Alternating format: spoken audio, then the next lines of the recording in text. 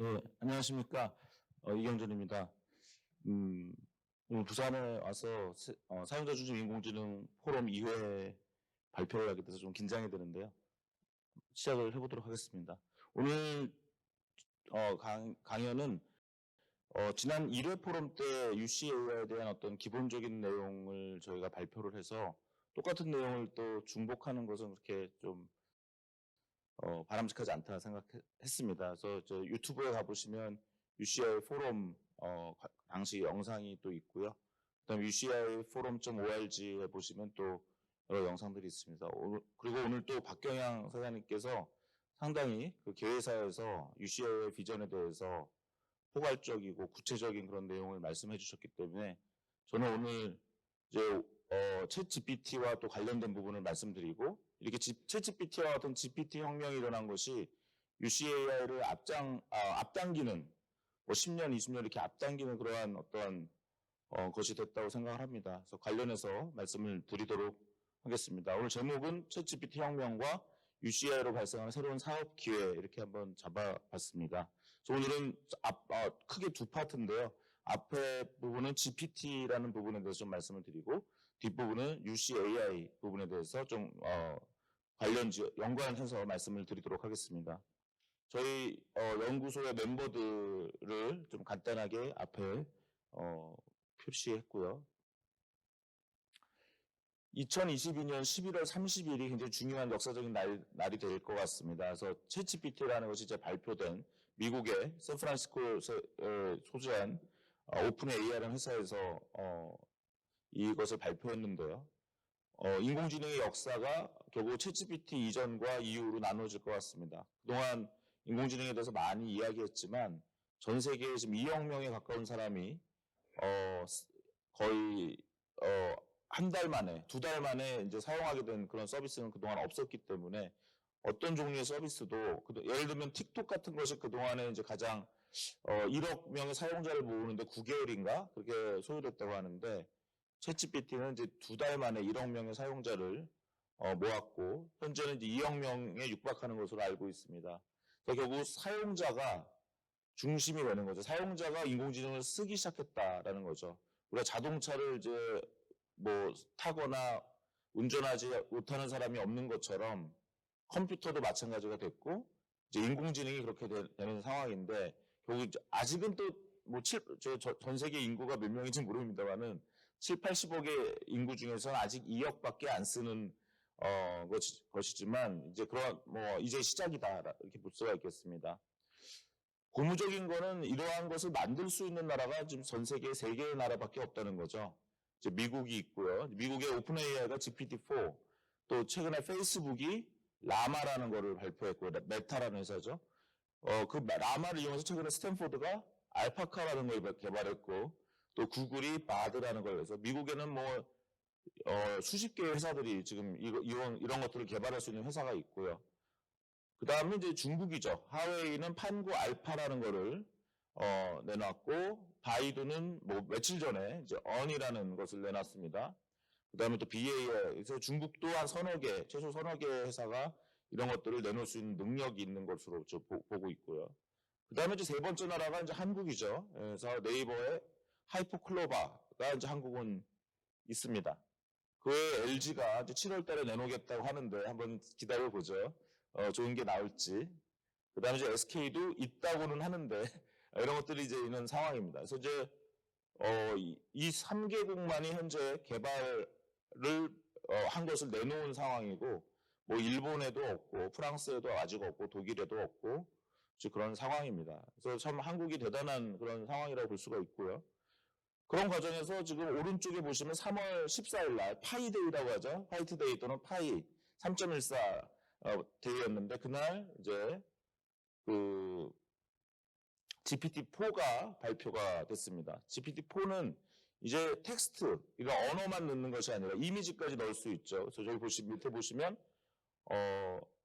풍선에 이렇게 줄이 달려 있는데 저 사진을 딱 이제 GPT-4에다가 보여주면서 여기서 만약 줄을 끊으면 어떻게 되지? 그랬더니 풍선이 이제 날아갑니다. 이렇게 하는 거고요. 오늘 또 나온 동영상을 보면 이제 여러분들이 어떤 동영상을 가지고 나서 GPT-4한테 보여주고 여기서 앞부분 5초를 잘라줘. 그러면 이제 그거를 잘라줘서 다시 우리한테 전달해주고 뭐 이런 일들이 지금 이제 가능해지고 있다. 그래서 이제 챗GPT만 해도 그야말로 채팅, 말로 AI와 대화하는 것이었는데 GPT-4가 되면 이제 영상, 이미지 가지고 또 AI와 대화하는 그런 것이 이제 그래서 하루가 다르게 지금 뉴스가 나오고 있는 것이 현재 요즘 인공지능의 상황이죠. 잠깐 말씀드리면 GPT-3는 2020년에 발표됐었는데요. 뒤에 말씀드린 약간의 성능의 문제가 있었죠. 그때도 세상 사람들이 깜짝 놀라긴 했지만 성능에 좀 문제가 있었고요. 그 성능을 개선하고자 이제 사람들을 사용해서 한 4, 50명을 투입해서 이제 RLHF라고 해서 Reinforcement Learning with Human Feedback. 그래서 사람의 피드백이 들어간 그런 어떤 학습을 시키고요. 거기다가 어떤 위험한 발언 같은 걸 하지 못하게 하는 세이프티 기능을 넣었고, 그래서 그런 것들을 이제 잠정적으로 GPT 3.5라고 부른 것이 작년 한 하반기 이야기인 것 같습니다. 그러다가 이제 GPT-4가 이제 나오게 됐다. 이 정도로 말씀을 드릴 수 있겠고요. GPT-3부터 한번 설명을 드리면 2020년 5월에 발표됐죠. GPT-3는 n개의 단어를 집어넣으면 n 플러스 1번째에 나올 가장 그럴듯한 단어를 출력하도록 학습이 되었습니다. 그럼 그 다음에 n 플러스 1번째 단어를 집어넣으면 다시 또 n 플러스 2번째 단어를 출력하는 거죠. 그렇게 해서 마침표가 가장 적합하다고 생각할 때까지 합니다. 그럼 마침표가 찍히면 이제 한 문장에 다 찍히고요. 근데 이 문단 관점에서 보면 아직 문단이 완료된 것 같지 않다 할 때는 또 새로운 문장을 이제 GPT-3가 만들어내는 형태가 되겠죠. 당시에 1750억 개의 파라미터가 되었다 하고요. 여기서 공 하나를 지우면 한 175억인데 그게 이제 이 GPT-3를 학습시키는 데 사용된 컴퓨터 비용이다. 이렇게 이해하셔도 되겠습니다. 이번에 나온 GPT-4가 이제 1조 개는 넘을 거다라고 얘기하는데 파라미터의 수는 공개되지 않았는데요. 1조 개라고 치면 여기서 공 하나 빼면은 한 1000억. GPT-4를 학습시키는 데만 1000억 정도가 드는 그러한 상황이라 보시면 되겠습니다. 그래서 제가 2020년 당시에 GPT-3에 관련된 글을 언론에 이제 2개 정도 이제 썼었는데요. 당시 어떤 이런 한계가 좀 있었습니다. 길이는 눈이 몇 개야? 라면 길이는 눈이 2개야 라고 잘 대답을 합니다. 하지만 내 발은 눈이 몇 개야? 라고 질문하면 네 발은 눈이 2개야 라고 대답해서 상당히 실망을 줬죠. 왜냐하면 기존의 문서에는 발에 눈이 있다 없다라는 그러한 문장들이 그동안 없었기 때문에 이런 실수를 할 수밖에 없는 운명이었습니다. 1600년 미국의 대통령은 누구냐 그러면 엘리자베스 여왕 1세라고 얘기하면서 뭔가 좀 실망을 줬는데요. 결론부터 말씀드리면 요즘 화면이 제 눈에는 잘 안 보이는데 아마 잘 안 보실 수도 있을 것 같아요. 좀 걱정이 됩니다. 제가 좀 읽어드리면 How many eyes do my hands have? 내 손은 눈이 몇 개야라고 이제 챗GPT한테 물어보면은 손은 눈이 없다라고 대답을 하기 시작합니다. 그 다음에 1770년에 미국의 대통령은 누구야? 이렇게 물어보면 1770년에는 미국은 나라로 존재하지 않았기 때문에 대통령이 없었다라고 대답을 하는 거죠. 2년 반 전에 GPT-3는 실수를 했는데 이제 챗GPT는 실수를 하지 않습니다. 실수를 하지 않는 이유는 사실은 이 GPT-3가 2년 반 만에 문제를 해결하게 된 방법은 이 머리만 쓴 게 아니라 노동력도 사용했다는 거죠. 그래서 케냐에 있는 한 4, 50명을 고용해서 이제 방금 같은 이런 잘못된 답변을 예전에 이렇게 잘못된 답변을 했던 이런 문제들에 대해서 이제 사람들이 답변을 집어넣고 그걸 다시 학습을 시켰습니다. 복잡하게는 뭐 이렇게 이런 그림이 있을 수 있는데요. 한 1단계, 2단계, 3단계로 했는데요. 1단계는 이제 그동안 잘못 답변한 것에다가 사람들이 답변을 집어넣고요. 2단계는 그렇게 학습을 시켜놓고 한번 AI한테 같은 질문을 해봤더니 얘가 여러 답변을 했다면은 그것에 대해서 랭킹을 주고요. 사람이. 그러니까 사람은 답변을 쓰는 역할도 했었고 랭킹을 또 주는 역할도 했습니다. 그리고 나서 그 데이터를 또 이용해서 강화학습을 한 결과 상당히 이제는 많은 사람들이 깜짝 놀라는 결과가 이제 나오고 있다. 근데 이제 하이퍼클로바를 한번 보시면 이 화면이 잘 보이실지 모르겠습니다만은 그래도 잠깐 읽어봐 드릴까요? 작년 8월에 하이퍼클로바가 공개됐거든요. 제가 되게 반가운 마음에 하이퍼클로바를, 여러분들도 하이퍼클로바를 써볼 수 있어요. 아까 말씀드렸지만 한국은 지금 현재 이 초거대 AI 분야의 3대 강국이 되어 있고 한국의 하이퍼클로바도 지금 나와 있습니다. 작년 8월에 나왔는데 제가 그때 작년 8월에 그 강남 대치동, 도곡동 이쪽에서 이제 물난리 크게 난 거 아시죠? 그때 바로 제가 썼나 봐요. 제가 하이퍼클로바한테 물어봤습니다. 이번 강남 물난리에 대해서 어떻게 생각해? 그랬더니 자연재해로 인한 피해가 더 이상 없었으면 좋겠습니다. 강남에 두 번 다시 물난리가 없게 하려면 어떻게 해야 될까? 그랬더니 비가 올 때 하수광고 용량을 늘려야 합니다. 이번 강남 물난리는 누구의 잘못이라고 생각해? 인재라고 생각합니다. 특별히 누구의 잘못일까? 공무원들의 관리 소홀입니다. 환경부 공무원, 서울시청 공무원 그랬더니 둘 다요 이렇게 합니다. 너무 대답을 잘합니다. 그래서 제가 이제 너 GPT-3가 잘못했던 질문도 하나 봤습니다. 기린의 눈은 몇 개? 했더니 2개입니다. 내 발의 눈은 몇 개? 했더니 4개입니다. 예, 보통 사람의 손은 눈이 몇 개? 했더니 10개입니다. 예, 너가 GPT-3랑 똑같이 틀리는구나. 이런 걸 이제 인식을 했고요. 그래서 작년 여름에 발표된 하이퍼클로바는 그 GPT-3 수준이다. 그래서 지금 네이버가 열심히 아마 이거를 고치고 있겠죠. 사람들을 투입하고 오픈AI가 썼던 방식으로 한참 고치고 있을 겁니다. 그래서 저는 이제 네이버 분들한테 하이퍼클로바를 분사시켜라, 제발. 네이버 안에 울타리에 넣지 말고 분사시켜서 좀 더 큰 바다로 나아가게 하라라고 부탁을 드리고 있는데요. 예전에 삼성의 이병철 회장님이나 이건희 회장 같은 분들은 한국이 어떻게 반도체를 해? 라고 하는 한국 사람들의 많은 의심과 또 바로 옆 나라 일본에서도 한국이 어떻게 반도체를 해? 이렇게 생각하고 있었는데 결국은 그 모든 것을 무릅쓰고 오늘날 어떤 반도체 강국을 만들어낸 그러한 어떤 위인들이죠.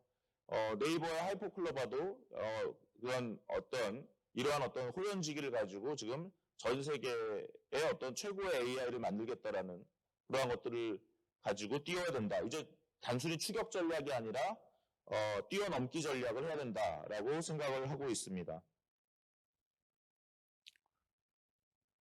챗 GPT에 대해서 한번 챗 GPT가 7글자잖아요. 거기서 중복되는 글자 빼고 그다음에 모음도 빼고 한번 CHTGP를 가지고 한번 의미를 한번 새겨봤습니다. 이제 C는 일단 크리에이티브하다. 상당히 이제 챗 GPT를 써보면 상당히 얘가 창의적이네 이런 느낌이 좀 들죠. 그 다음에 좀 컨버세이셔널. 이 대화가 됩니다. 말이 통해요. 얘가 좀 바보 같기도 하지만 말이 통한다는 게 정말 신기하죠. 말귀를 알아듣습니다. 결국 이 크리에이티브 하면서 컨버세이셔널하다는 것은 상당히 제조나 R&D, 그 다음에 많은 서비스 산업에 사용될 수 있다는 가능성을 보여주고 있고요. 그 다음에 H는 이제 휴먼 레벨. 상당히 사람과 실력이 비슷한 느낌이 들고요. 또 재밌는 거는 이걸 개발하는 데서 휴먼이 들어가서 개발했다. 휴먼 인벌브드. 이런 것들이 이제 특징이 되겠습니다. 세 번째 T라는 것은 이제 트랜스포머라는 기술을 썼다. 오늘 뭐 기술적으로 자세하게 설명드릴 시간은 없지만 혹시 기회가 되신다면 이 트랜스포머라는 기술을 꼭 이해해 보려고 애를 써보시기 바랍니다. 또 하나는 이제 트랜스포머라는 기술을 썼는데 산업적으로 이제 트랜스포메이티브해졌다. 그래서 상당히 많은 산업의 전환을 일으키고 있고 또 그런 것에 어떤 트리거가 되고 있다. 이것이 이제 알파벳 T의 의미로 한번 설명을 드려봅니다. 그래서 우리가 일하는 방식이라든가 그래서 비즈니스 프로세스 또 사업하는 방식, 비즈니스 모델이 바뀌어 나갈 것이다. 그 다음에 G는 이제 제너러티브 또는 제너럴하다. 얘가 장점이자 단점이죠. 상당히 제너럴하기 때문에 챗 GPT한테 뭘 물어보면 좀 일반론을 많이 얘기해야죠.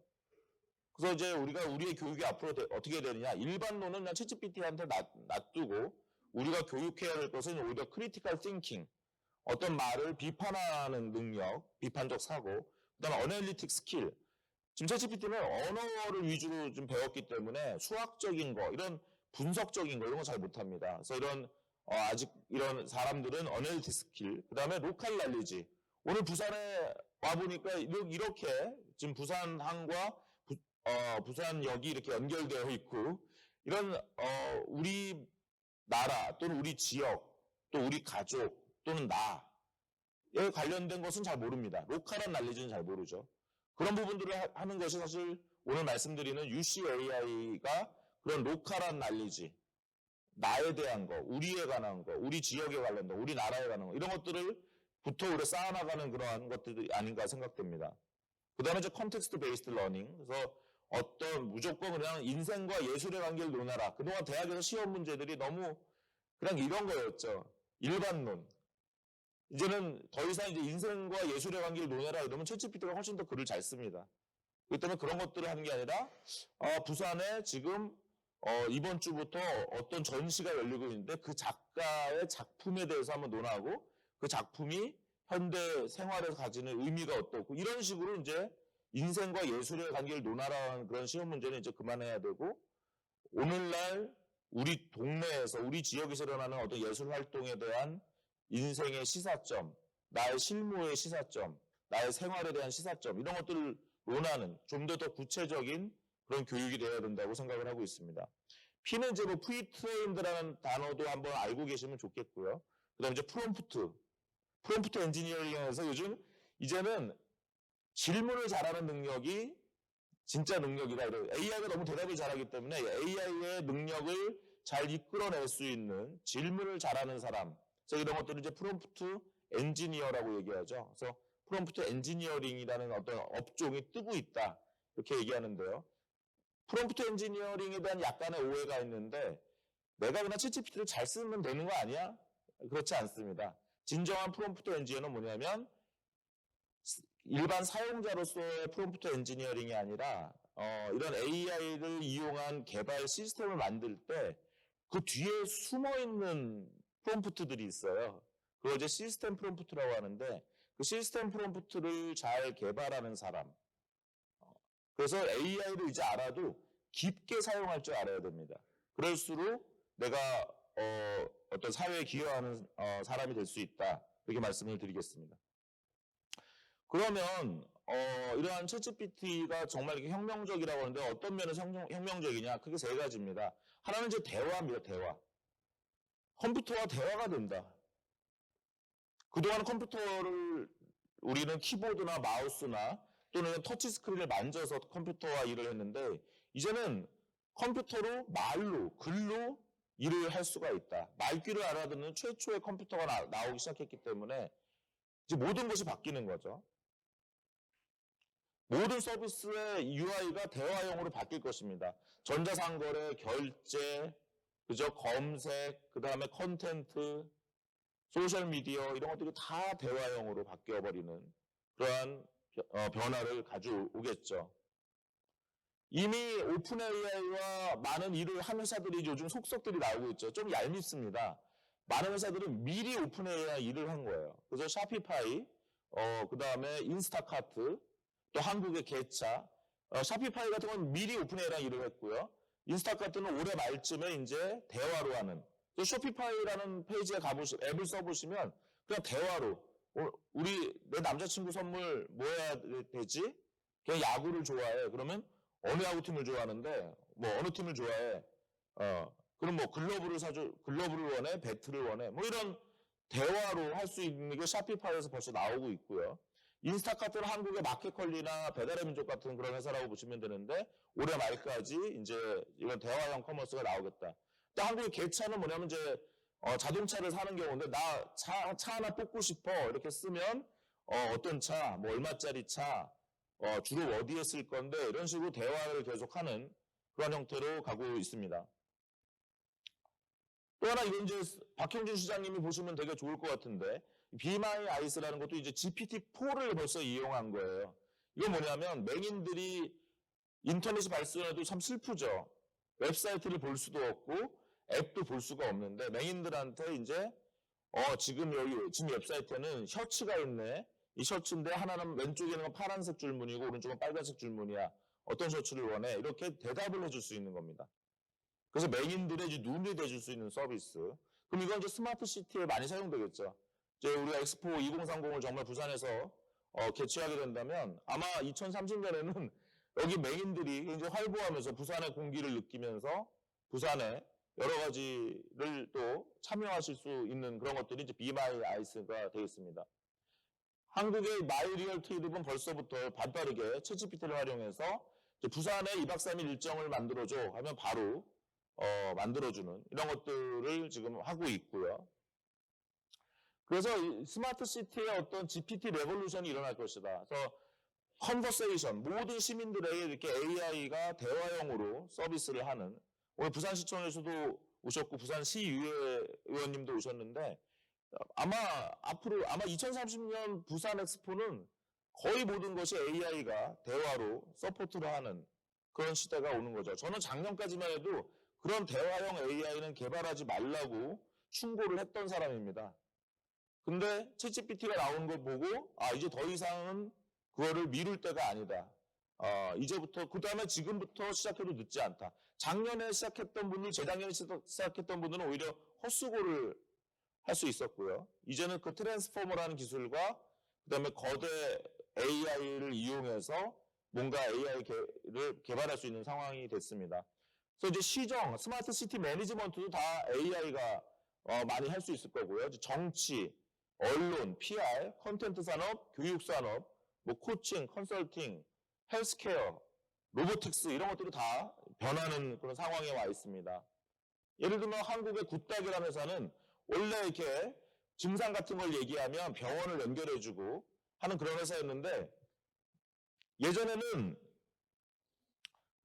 이 앞과 내 증상이 어때라고 하면 병원을 연결해주니까 별로 신뢰성이 안 느껴졌습니다.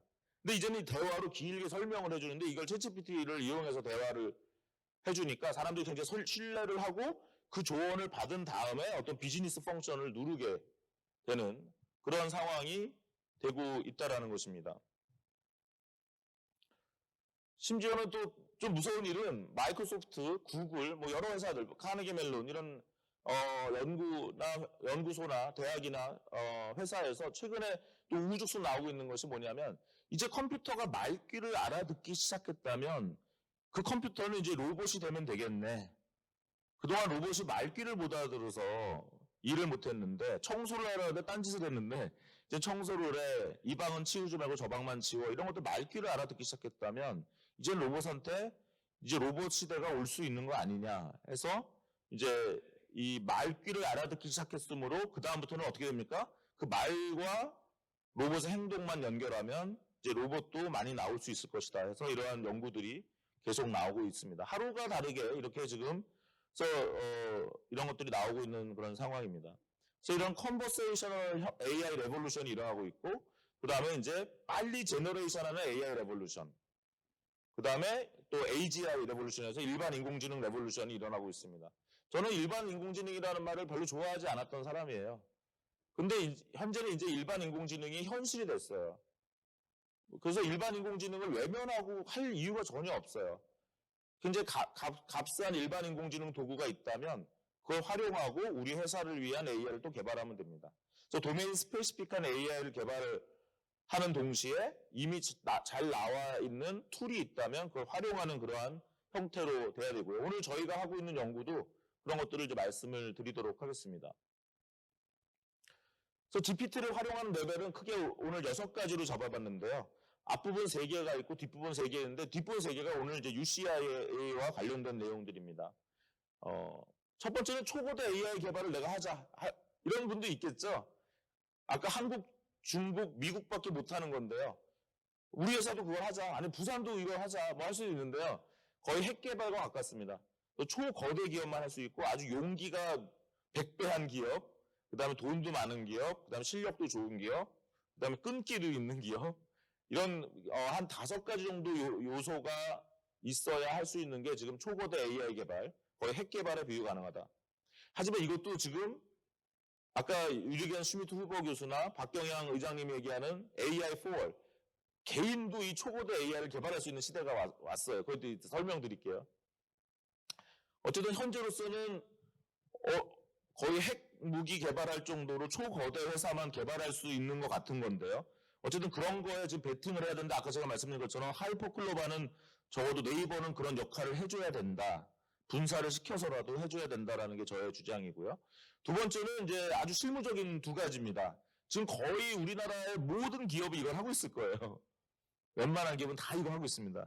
뭐냐면 초고대 AI를 활용하고 자사 데이터를 활용해서 파인 튜닝이라는 걸 하는 게 있어요. 거의 모든 기업이 이걸 하고 있고요. 진짜 이렇게 물으세요. 안 하고 있으면 그건 이해가 안 가는 거예요, 사실은. 거의 모든 기업이 이미 하고 있고. 세 번째도 거의 모든 기업의 IT 부서에서 이걸 하고 있을 겁니다. 뭐냐면은 초고대 AI를 활용하고 그걸 가지고 초고대 AI의 API를 개발해서 자기 서비스를 만드는 겁니다. 아까 저 마이리얼트리, 게차 이런 한국 기업에서 소개해드렸죠. 그 기업들은 이제 발빠르게 오픈을 벌써 한 것에 불과하고 다른 기업들은 그런 걸 다 준비하고 있다는 것입니다. 오늘 뭐 특별히 부산에 왔지만 부산의 많은 기업에서도 이런 준비를 하셔야 될 거라고 생각하고요. 그 다음에 제가 파란색으로 쳤는데 이건 파란색은 오늘 다른 자리에서도 제가 이 강의를 합니다. 그래서 꼭 사용자 중심 인공지능에만 해당되는 내용이 아니라 그냥 6가지를 다 우리가 6가지 중에 하나를 하는 게 정상적인 활동이라고 생각을 합니다. 네 번째는 뭐냐면 이 초고대 AI 방법론과 연합학습 기법을 결합해야 된다. 무슨 얘기냐면 지금까지 초고대 AI는 공개된 문서 데이터, 공개된 이미지 데이터만 학습했는데요. 진짜 소중한 데이터는 어디에 있습니까? 각 개인의 스마트폰에 있고 그 다음에 각 기업의 매출 데이터베이스에 있고 그 다음에 각 병원의 환자 데이터베이스에 있고 이렇습니다. 현재 초고대 AI는 이런 데이터는 하나도 학습하지 못하고 있어요. 그런데 이런 것을 학습할 수 있는 기술이 열렸는데 그것이 연합학습입니다. 그래서 사실 연합학습은 사용자 중심 인공지능의 뭐 핵심 3대 기술 중에 하나 정도라고 저는 생각을 하고 있는데 아직은 이 부분을 많은 분들이 모르고 있기 때문에 이런 연합학습 기술을 활용해서 정말 사용자들의 소중한 데이터를 활용해서 AI를 개발하는 그런 시대가 이제 곧 열릴 것이라 보고 있습니다. 그다음에 다섯 번째는 뭐냐면요. 되게 재밌는 건데 오픈 AI가 이렇게 요즘 너무 잘 나가죠. 너무 잘 나가고 구글을 막 당황하고 있는데 페이스북의 AI 개발 책임자가 얀 루콘이라고 해서 노벨상 컴퓨터 사이언스의 노벨상이라고 할 수 있는 튜링 어워드를 받은 사람인데 이 사람이 챗GPT 나오자마자 계속 챗GPT 욕을 했습니다. 그거 별로다, 그거 아무것도 아니다, 막 맨날 그랬는데요. 그래서 사람들이 저 사람은 저럴 리가 없는데 왜 저러지? 그랬는데 어느 날 이 메타 AI라는 회사에서 얀 루콘이 소속한 이 회사에서 뭘 발표했냐면 라마라는 걸 발표했는데요. 이 라마는 뭐냐면 내 컴퓨터에도 설치할 수 있는 초고대 AI예요. 내 스마트폰에도 설치할 수 있다는 거죠. 저희가 사용자 중심 인공지능을 연구하면서 늘 얘기했던 게 모든 개인이 소유할 수 있는 AI, 그 다음에 그 AI는 나의 데이터를 가지고 만들어져야 되고 나의 데이터로 만들어진 AI를 여러 사용자들이나 중소기업이 공유해서 연합할 수 있는 AI를 얘기했는데 페이스북이라는 대기업에서 이런 라마라는 걸 공개해서 저희가 하고자 했던 그런 비전을 굉장히 앞당기게 해버렸습니다. 그래서 되게 즐거운 일이죠. 오픈 AI와 페이스북의 관계로 생각하면 마치 폭탄을 던지고 도망갔다는 느낌이 들 정도입니다. 오픈 AI는 자기네 열심히 좀 돈 들여서 개발해가지고 API 쓸 때마다 파인 튜닝 할 때마다 그 다음에 챗GPT 플러스라는 거 한 달에 20불 그 돈을 받을 생각으로 지금 열심히 하고 있었는데 페이스북은 자기네 소셜미디어 광고 시장을 뺏기기 싫어서 이런 초고대 AI 서비스를 계속 출시하지 않고 있었거든요. 그래서 그 대신 어떻게 한다? 폭탄을 터뜨린 거예요. 이거 그냥 공개해버려서 전 세계 누구나 개발할 수 있게. 그래서 알파카라는 건 뭐냐면 스탠포드에서 600불을 주고 600불의 돈을 들여서 초고대 AI를 만들었습니다. 이 라마 덕분에. 500불은 데이터를 하는데 오픈 AI 때 API 사용료로 썼고요. 100불은 컴퓨터 돌리는데 학습하는데 100불을 썼어요. 믿을 수는 없지만 그렇게 해서 600불의 돈을 들여서 만든 AI가 챗GPT와 비슷한 수준이다라고 스탠포드 대학에서 발표를 해버렸어요. 그 뭐냐? 저희가 얘기하고 있는 사용자 중심 인공지능이 먼 얘기가 아니라는 거죠.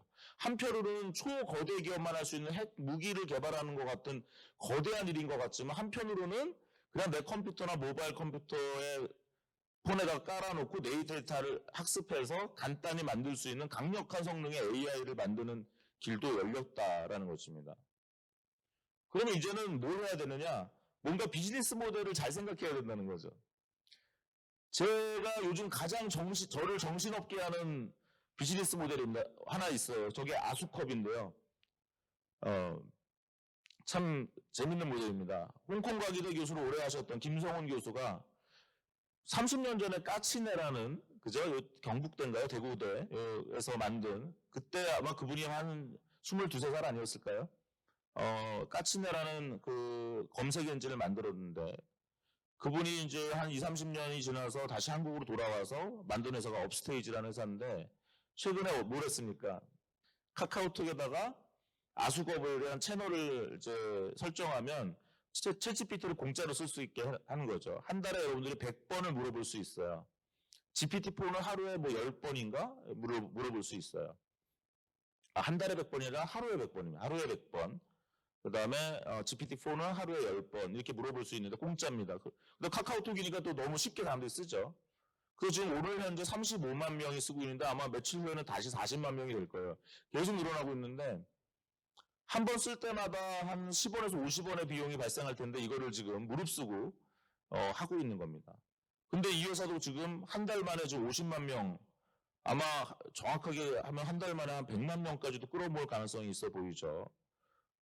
그러면 우리가 보통 사용자를 하나 모으는데 드는 비용을 뭐 1,000원이다, 10,000원이다, 30,000원이다 이렇게 얘기하는데 그 정도 비용을 가지고 이제 한 100만 명을 끌어모으는 그런 회사가 되고, 이 회사는 재밌는 거는 지금은 챗GPT나 GPT-4를 쓰지만 나중엔 네이버의 하이퍼클로바를 쓸 수도 있고 아니면 자체 개발한 자기네 초고대 AI를 쓸 수도 있고 해서 원가를 계속 낮출 수가 있는 그런 것이고요. 그 다음에 여러 서비스를 거기다 붙여가지고 마치 플랫폼 비즈니스 모델을 할 수 있는. 그래서 현재 제가 생각하기에 한국에서 나온 이 초고대 AI 시대의 가장 재밌는 비즈니스 모델 중에 하나는 현재 아수컵이라고 생각을 하고 있습니다. 네이티브 AI라는 앱도 나왔는데 그거는 조금 아직 대중화가 안 돼요. 그냥 카카오톡에 설치가 안 돼 있으니까 사람들이 잘 모르죠. 전문가들만 알고. 근데 아수컵은 그냥 친구들끼리 야 이거 하면 챗GPT 안 가도 된다. 그냥 카카오톡으로 쓰자. 이렇게 하기 때문에 상당히 친근감. 그래서 지금은 뭐냐면 머리를 잘 쓰셔야 될 시대입니다. 지금. 그래서 올해 여러 가지 머리를 한번 써보세요. 야 이걸 가지고 어떻게 비즈니스 모델을 만들어서 한번 돈을 벌어보지? 한번 잘 생각을 해보시기 바랍니다. 제가 시간을 많이 썼습니다. 어떡하죠? 5분 오버됐는데 벌써요. 그래서 저는 다음 웨이브는 리얼월드 AI다. 이제는 GPT를 약간 비판하는 관점에서 보면 GPT는 리얼월드 AI 데이터가 아니라 그냥 문서 데이터만 쏜 거다. 저희는 리얼월드 AI. 그럼 요즘 컨피덴셜 AI라는 말이 나옵니다. 다 오픈된 데이터만 쓰는 AI가 아니라 이제 컨피덴셜한 데이터. 그 다음에 데이터를 다 합치는 게 아닌 AI를 쉐어링하는 것. 그 다음 페더레이트 러닝 이런 기술들을 사용하는 건데요. 그래서 아까 말씀드린 것처럼 트랜스포머라는 기술과 연합학습을 결합하는 그런 형태로 해서 UCI의 핵심 기술을 생각하고 있습니다. 이건 저희가 여러 번 얘기했던 건데 데이터를 공유하는 것이 아니라 이제 AI를 공유하는 것이다. 어느 개인도 어느 기업도 자기의 데이터를 공개하라고 그러면 하지 않습니다. 그렇기 때문에 데이터를 공개하라고 윽박지를 것이 아니라 자기의 데이터를 가지고 AI를 잘 만들고, 왜냐면 부산 지역에는 여러 제조기업들이 있다. 야 우리 같이 잘해보자. 데이터 다 내놔. 그러면 어떻게 되죠? 다른 회사에서 뭐를 지금 생산하고 있고 어떤 재료를 사고 있고 그걸 다 알게 되니까 그걸 아무도 공개하지 않죠. 부산 지역의 제조기업들이 해야 될 AI는 뭐냐면 데이터를 다 공개한 다음에 AI를 만드는 게 아니라 데이터는 그대로 두고 AI를 보내줘서 AI를 만들어낸 다음에 그 AI를 합치는 것입니다. 이런 것들은 당장 박형준 시장님한테 얘기해도 되는 거죠. 부산시에 있는 여러 유통업자들 AI 개발하려면 AI 개발자도 모자르고 데이터도 모자랄 거예요. 근데 그런 분들이 연합해서 우리 같이 한번 데이터는 서로 공개하지 않더라도 AI는 같이 개발해가지고 합치자. 이런 것들, 뭐 제조, 유통, 오늘 또 그 감 교수님께서 의료 쪽을 발표해 주신다고 하는데 아마 재미있는 발표가 될 거라고 저는 큰 기대를 하고 있습니다. 의료 쪽도 마찬가지고요. 의료 쪽에 이미 이런 사례들이 있어요. 이 20개 병원이 환자 데이터를 공개했다가는 다 소송당합니다. 그렇죠? 그러니까 20개 병원은 다 데이터를 그대로 가지고 있고요.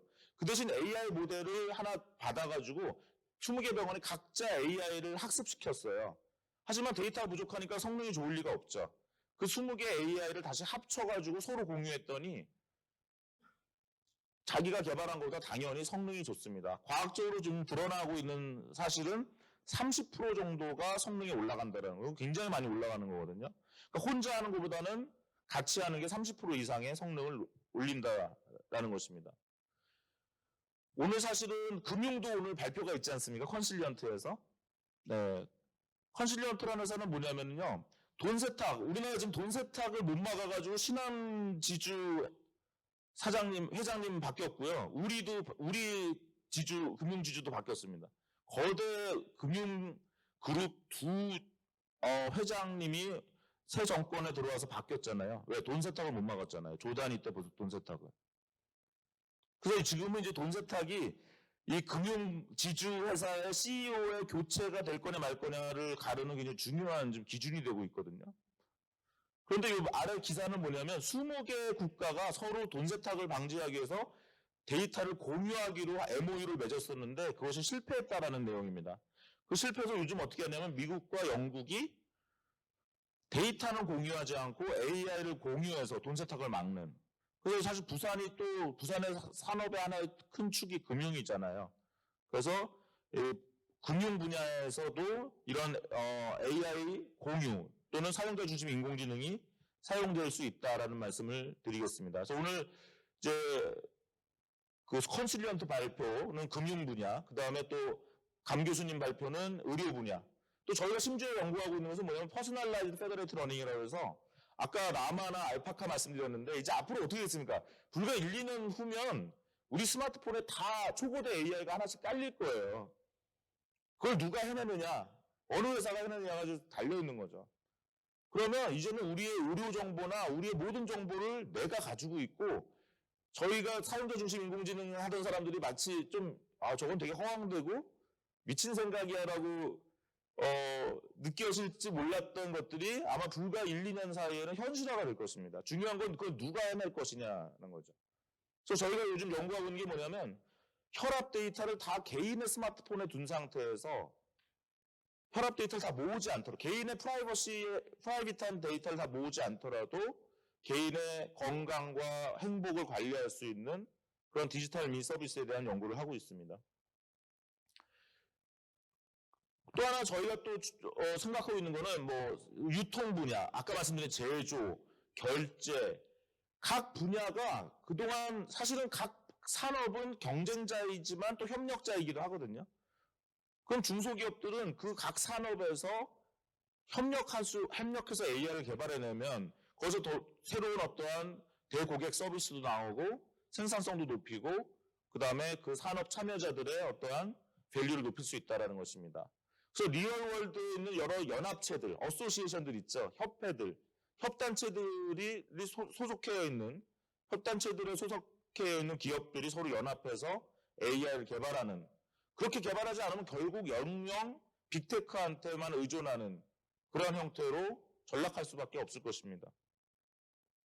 아까 라마 말씀드려서 이 슬라이드는 넘어가겠습니다. 저희가 연구하고 있는 걸 좀 말씀을 드린다면 저희는 한 2, 3년 전부터 이미 GPT-3가 나와 있었기 때문에 GPT-3와 똑같은 방법론으로 GCI라는 걸 만들었어요. 제너럴 커머스 인텔리전스 엔진이다. 재작년에 GPT-3를 어디서 누구한테 얘기하면 무슨 말인지도 모릅니다. 근데 지금은 이제 챗GPT 시대가 와서 너무 기쁘죠. 네, 이제 챗GPT를 모르는 사람이고 GPT라는 말을 모르는 사람이 없어졌어요. 저희는 그 당시에 그거를 GCI라고 이름을 붙여가지고요. GPT-3가 뭡니까? 또는 챗GPT가 뭡니까? 어떤 하나의 거대 엔진을 만들면 여러 서비스를 할 수 있거든요. 그런 것처럼 저희는 GCI라는 커머스 엔진을 만들면 그거 가지고 여러 서비스를 할 수 있는 엔진을 만든 겁니다. 그게 뭐 레코멘데이션, 타겟 마케팅, 프로덕트 브레인스토밍 이런 것들을 그래서 그한 10개 펑션을 이제 연구를 해놓고 지금 이제 적용을 하고 있는데요. 이러고 있는데 갑자기 챗GPT 혁명이 일어났잖아요, 지금. 어떻게 합니까? 저희도 적응해야죠. 적응하고 있는 내용을 설명드릴게요. 이거는 지금 현재 오늘 양문호 부사장님께서 울산 페달에서 설명하실 거니까요. 초고대 저희 GCI 엔진을 가지고 이제 울산시에 울산 페달에서 적용하는 사례를 말씀드릴 거고요. 넘어가고 저희가 이거를 또 챗GPT 혁명이 좀 일어나고 있으니까 어떻게 하고 있냐면 간단히 그림 보여드리면 이겁니다. 저희 AI 엔진이 세상에 없는 제품명을 내놨어요. 로제 치킨 세트, 제육 토스트, 문어 크림 스파게티, 그 다음에 고추 타르트 이런 거는 이미 없는 제품인데요. 저희 AI가 이걸 추천하니까 그걸 가지고 또 그림을 만든 겁니다. 지금 이 그림은 실제 문어 스파게티를 찍은 게 아니에요. 생성 AI 프로그램이 만든 AI가 만든 음식 프로그램이죠. 그러면 앞으로는 이제 많은 소상공인들과 프랜차이즈 사업자에서 새로운 메뉴를 계속 AI한테 물어보겠죠. 그럼 AI가 제품명, 새로운 메뉴명과 이런 새로운 메뉴의 이미지까지 제너레이션해서 이제 소상공인들과 프랜차이즈 업자를 도울 것입니다. 저희가 이런 것들을 이제 개발을 했고요. 또 이건 뭐냐면 그동안은 이제 뭐 타겟 마케팅을 하죠. 문자가 옵니다. 오늘 무슨 날이니까 뭘 사세요. 근데 이제는 어떻게 됩니까? 5월 5일이 어린이날인데 당신의 아이가 딸인데 예를 들면 저희는 딸 아이를 모를 수도 있죠. 하지만 지금 이것도 다 이거 AI가 그린 거예요. 저희 회사 디자이너가 만든 게 아니라 AI가 지금 포스터를 벌써 만들었고 그거 가지고 이제 그래서 각 개인한테 다 다른 포스터 이미지가 가면서 개인에게 퍼스널라이즈된 이벤트 프로모션을 할 수 있는 최근에 코카콜라도 이미 오픈 AI의 달리 그다음 챗GPT를 이용해서 이걸 하고 있다고 하네요. 그래서 거대 기업이 이렇게 하는 건 좋은데 저희가 생각하는 거는 이 소상공인들과 개인 사업자들이 아무것도 갖고 있지 않아도 할 수 있는 그런 것들을 좀 해보자 하는 어떤 그런 비전을 가지고 있습니다. 작년에 부산에 저희가 부산에 제안드렸던 7가지 분야, 최영린 교수님도 같이 연구하셨는데요. 그래서 부산이 2030 엑스포를 대비해서 어떤 준비를 해야 되는가 했을 때 한 7개 제안을 했던 내용인데 제가 시간이 많이 초과돼서 이따가 혹시 패널 토의에 시간이 되면 말씀을 드리도록 하겠습니다. 오늘 6가지 말씀드렸고요. 그래서 스마트 시티 부산이 된다는 것은 저는 일단 당장 가능한 컨버세이셔널 AI, 제너러티브 AI를 하는 동시에 리얼월드의 데이터를 가지고 정말 소중한 AI를 만들 수 있는 리얼월드 AI 쉐어링이 필요하다 이렇게 생각을 하고 있습니다. 지난번 저희가 챗GPT 관련해서는 경전TV에 관련된 영상이 있어서 오늘 좀 짧게 선호돼서 좀 죄송한데 보실 분은 보셔도 좋을 것 같고요. 그 다음에 UCI 포럼 유튜브에 가보시면 지난 1월 30 말일날 했었던 그 사용자 제1회 포럼의 여러 영상들을 같이 보실 수 있을 것 같습니다. 네, 마치겠습니다. 고맙습니다. 네, 감사합니다.